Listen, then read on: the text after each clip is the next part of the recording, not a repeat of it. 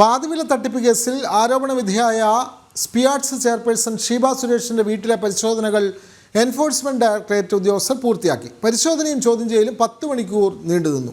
ഷീബ സുരേഷിന്റെ phone ED കസ്റ്റഡിയിൽ എടുത്തിട്ടുണ്ട്. അനന്തകൃഷ്ണനുമായി ബന്ധപ്പെട്ട നിർണായക രേഖകളും ഇഡിക്ക് ലഭ്യമായി.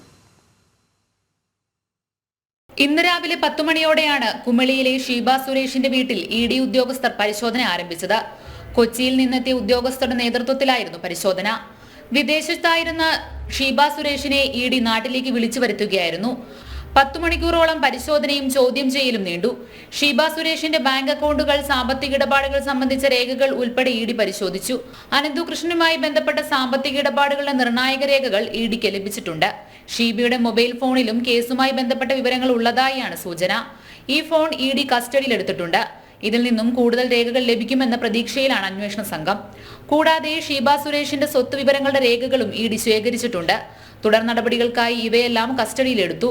പാതിവില തട്ടിപ്പ് കേസിലെ മുഖ്യപ്രതി അനന്തകൃഷ്ണനായും സായിഗ്രാം ഗ്ലോബൽ ട്രസ്റ്റ് ചെയർമാൻ ആനന്ദ്കുമാറുമായും ഷീബയ്ക്ക് കടുത്ത ബന്ധമുണ്ടെന്നും ഇവരുടെ സാമ്പത്തിക ഇടപാടിൽ ഇവർക്ക് നേരിട്ട് പങ്കുണ്ടെന്നുമാണ് ഇഡിയുടെ കണ്ടെത്തൽ.